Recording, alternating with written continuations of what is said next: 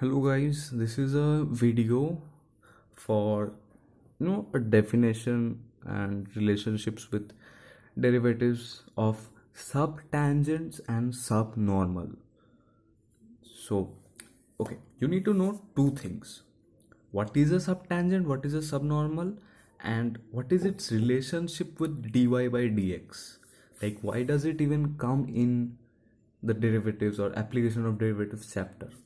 So first of all is that suppose you have a graph. Suppose you have a circle, something like this, and you take any one point and draw a tangent. Okay, draw a tangent.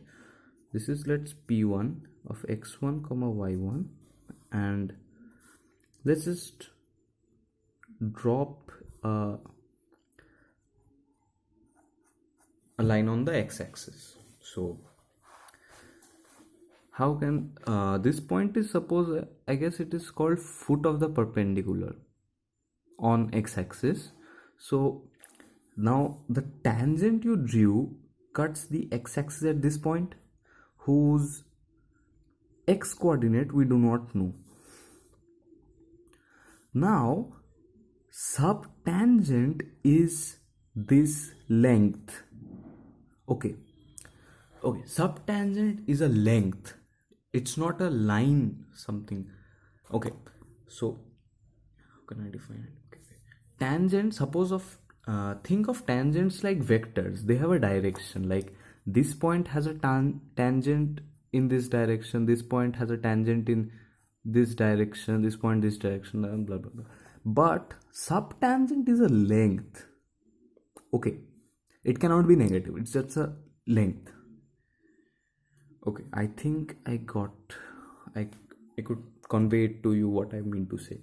This is our subtangent, this length is our subtangent, but we don't know the x coordinate of this point, so we don't know how much is the value of st. Now we could easily find this line slope and then find this line, because we have a point, using the point slope equation, and then putting y equals to 0 we could find this point and then find the length. But that's too much hassle for us because we are busy people.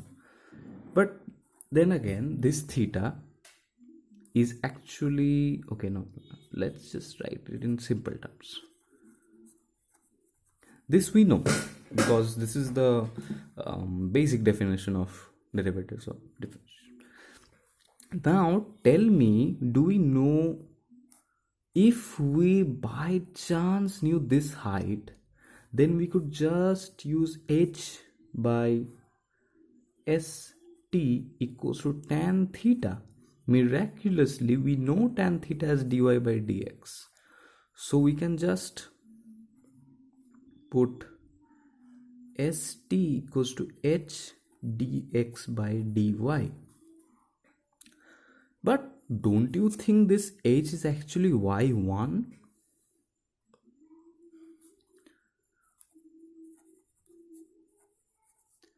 So there you go.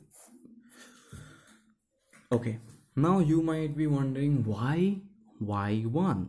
Why cannot you just write y? So the thing is, subtangent depends on which point you are taking on a curve.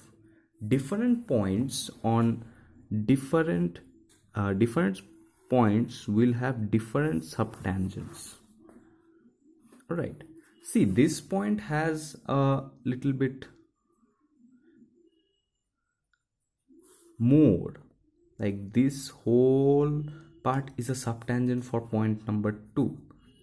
Now check this point out. This point will have a pretty nice subtangent. This point, the topmost point, this point will never ever touch the x-axis. That means its subtangent is infinity. Well, yeah, infinity. But there is another thing, that is subnormals. Now, what is subnormal? Subnormal is just basically what you did with tangent. You actually found out the point where it intersects with x-axis. So you do the same thing with the normal. You first draw it, find this point, or maybe you can use the shortcut. Okay, so this part is called, yes, this part is called the subnormal. Now we know this is perpendicular, so okay, so since this is 90 degree, this is theta, so this is 90 minus theta. So we can say that this height, which is y1 by this length, which is Sn, is just a method of denoting subnormal length as Sn, equals to tan 90 minus theta. So we can write this as 1 by tan theta. I mean, this is actually cot theta, and cot theta is 1 by tan theta. So, and Sn is, take it on that side, this side, y1 dy by dx. So that's our second formula, which is important.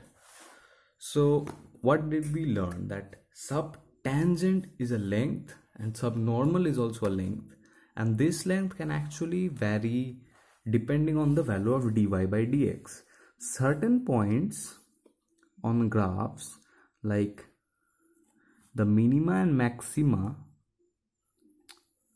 where the slope becomes 0, will have their subtangents. Yes, if the slope is 0, then subtangent length becomes infinity, and subnormal is actually exactly at the point where its foot of the perpendicular is. So subnormal is equals to 0. But if you see for a graph which is kind of like, I don't know if this can exist. Okay, no, it can exist, of course. So for a graph like this, you can see that any point on this edge will have a tangent like this and a normal like this. You get what I mean? So for that point, subnormal equals to infinity and subtangent equals to 0. So these lengths can basically range from 0 to infinity, depending on the value of dy by dx.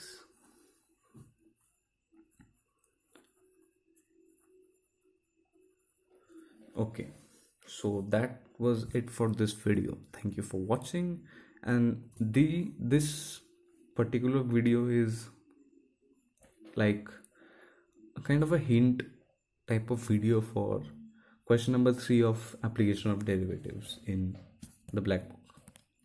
So try that, maybe, if you're interested.